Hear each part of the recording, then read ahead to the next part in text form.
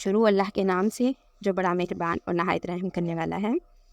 بادشاہ نے کہا اسے میرے پاس لاؤ، مگر جب شاہی فرستادہ یوسف کے پاس پہنچا تو اس نے کہا اپنے رب کے پاس واپس جا اور اس سے پوچھ کہ ان عورتوں کا کیا معاملہ ہے جنہوں نے اپنے ہاتھ کاٹ لیے تھے، میرا رب تو ان کی مکاری سے واقف ہے ہی۔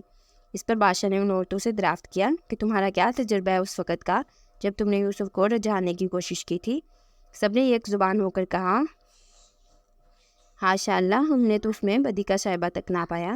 عزیز کی بیوی بول اٹھی اب حق کھل چکا ہے، وہ میں ہی تھی جس نے اس کو پھسلانے کی کوشش کی تھی، بے شک وہ بالکل سچا ہے۔ یوسف نے کہا اس سے میری غرض یہ تھی کہ عزیز یہ جان لے کہ میں نے در پردہ اس کی خیانت نہیں کی تھی، اور یہ کہ جو خیانت کرتے ہیں ان کی چالوں کو اللہ کامیابی کی راہ پر نہیں لگاتا۔ میں کچھ اپنے نفس کی برات نہیں کر رہا ہوں، نفس تو بدی پر اکساتا ہی ہے، اللہ یہ کہ کسی پر میرے رب کی رحمت ہو، بے شک میرا رب بڑا غفور و رحیم ہے۔ بادشاہ نے کہا انہیں میرے پاس لاؤ تاکہ میں ان کو اپنے لیے مخصوص کر لوں۔ جب یوسف علیہ السلام نے ان سے گفتگو کی تو اس نے کہا اب آپ ہمارے ہاں قدر و منزلت رکھتے ہیں اور آپ کی امانت پر پورا بھروسہ ہے۔